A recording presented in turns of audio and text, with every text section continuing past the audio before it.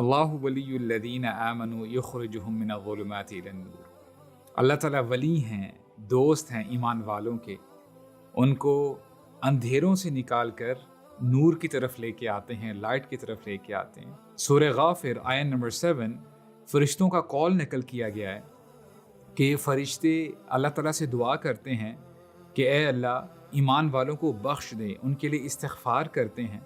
فاغفر للذین تابوا واتبعوا سبیلک وقہم عذاب الجحیم. اے اللہ ان کو بخش دے اور ان کو جہنم کی آگ سے بچا لے. اور یہ بھی کہتے ہیں کہ اے اللہ نہ صرف ایمان والوں کو بچا لے بلکہ ومن صلح من آبائہم وازواجہم وذریاتہم، ایمان والوں کو بھی بخش دیں یا اللہ، اور ان کے پیرنٹس کو، ان کے اسپاؤزز کو، ہسبینڈز اینڈ وائفز، اور ان کے بچوں کو بھی بخش دیں.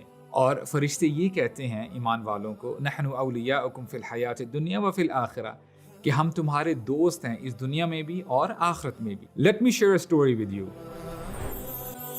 It's a true story and perhaps it's a strange one. پہلے ہی میں ڈسکلیمر دے دوں, we are not going to take out any Islamic ruling out of it. ہمارے بائکنگ ٹرپ جاتے رہتے ہیں to the northern areas, اور اسی طرح کی ہم ایک گیدرنگ میں بیٹھے تھے جہاں پہ ایک بھائی ہمارے ساتھ بیٹھے ہوئے تھے and he was around 50 years of age and financially stable ماشاء اللہ. تو وہ اپنا واقعہ سناتے ہیں. کہتے ہیں کہ ایک دفعہ میں ایسے ہی ٹرپ پہ نکلا ہوا تھا اور I was sitting for a cup of coffee. تو ساتھ ہی میں دیکھتا کیا ہوں کہ ایک روم سے ایک جاپنیز نکلتے ہیں. he was a smart person. وہ جب ساتھ میں آ کے بیٹھ گئے تھوڑی ہی دیر کے بعد ایک پاکستانی بھی باہر آتا ہے and he was a healthy person.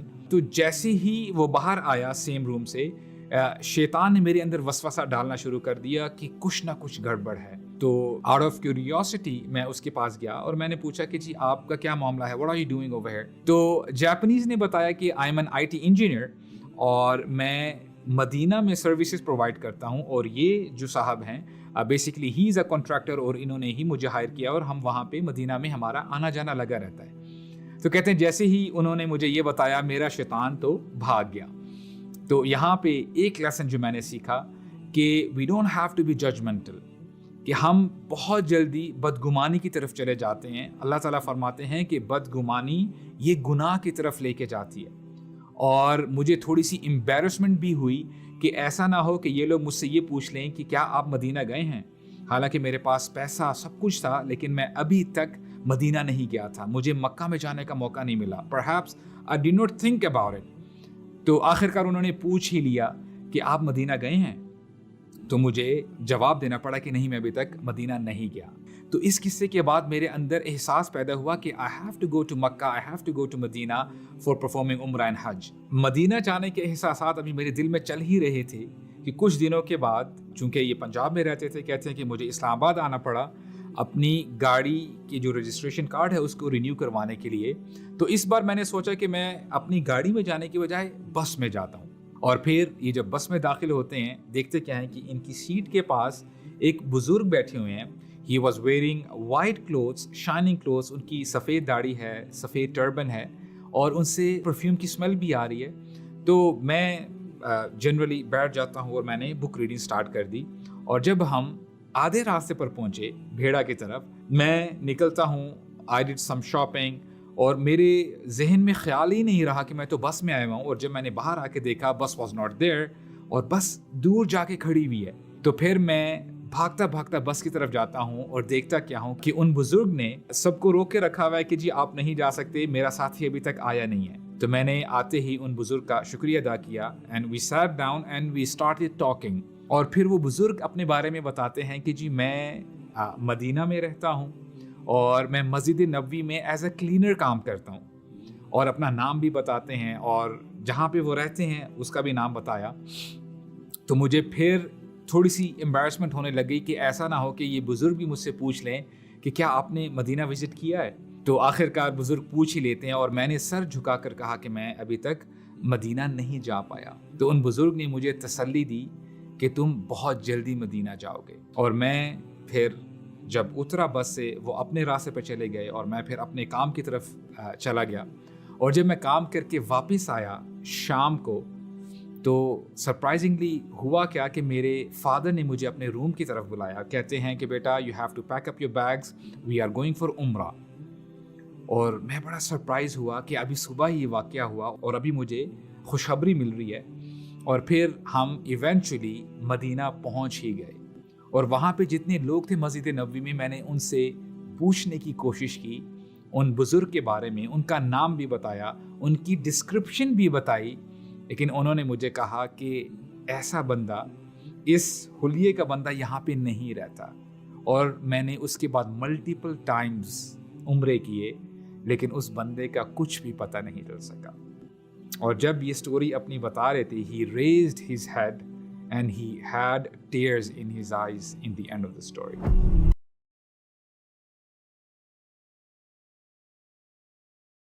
نہ جانے ہم نے کتنی دفعہ یہ آیت پڑھی اور سنی, لیکن شاید جیسے غور کرنا چاہیے ویسے ہم غور کر نہیں پائے. اللہ تعالیٰ فرماتے ہیں قُلْ يَا عِبَادِيَ الَّذِينَ أَسْرَفُوا عَلَىٰ أَنفُسِهِمْ لَا تَقْنَطُوا مِن رَحْمَةِ اللَّهِ إِنَّ اللَّهَ يَغْفِرُ الذُّنُوبَ جَمِيعًا إِنَّهُ هُوَ الْغَفُورُ الرَّحِيمُ.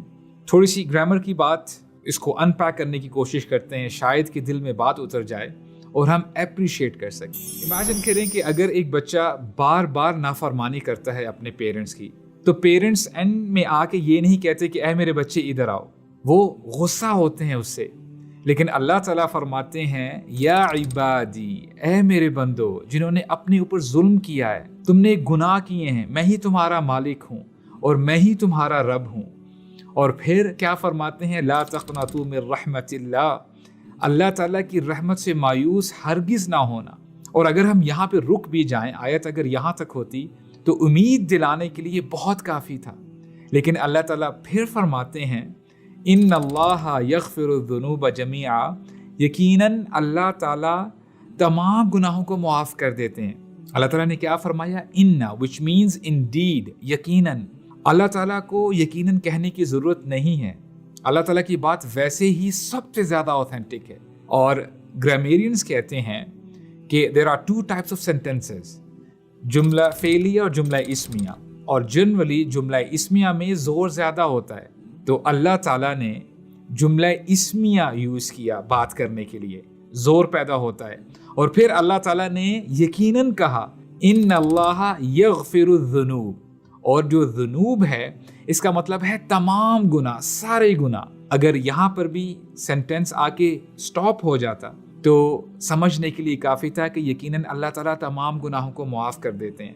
لیکن اللہ تعالیٰ نے جمیعہ کا لفظ بھی استعمال کیا تاکہ اگر ابھی بھی کسی کو شک ہے وہ شک باقی نہ رہے, یقین آ جائے. ان اللہ یغفر الذنوب جمیعا. اور let us start again from this ayah.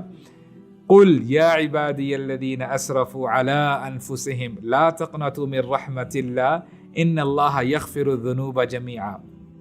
یہاں تک ہمارے لیے کافی تھا کہ ہم سمجھ جاتے اے اللہ آپ بہت غفور الرحیم ہیں, معاف فرمانے والے ہیں.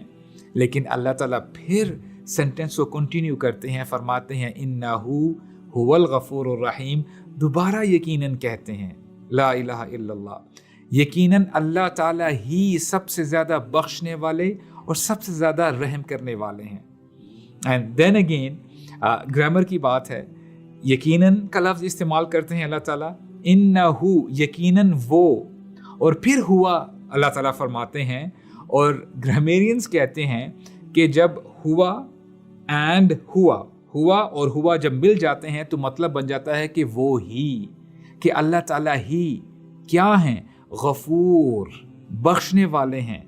عربک میں غافر کہا جاتا ہے بخشنے والے کو, اور اگر ہم غفور کہیں گے تو اس کا مطلب ہو جاتا ہے بہت زیادہ بخشنے والا. اللہ تعالیٰ یہ فرماتے ہیں اے میرے بندو, اے میرے بندے, چاہے تو نے زنا کیا ہے, قتل کیا ہے, یہاں تک کہ اگر تو نے شرک بھی کیا ہے, مایوس مت ہونا. اسی لیے ابن مسعود کہتے ہیں یہ آیت اللہ کی طرف سے بخشش کی سب سے بڑی خوشخبری ہے اور ہر گنہگار کے لیے امید.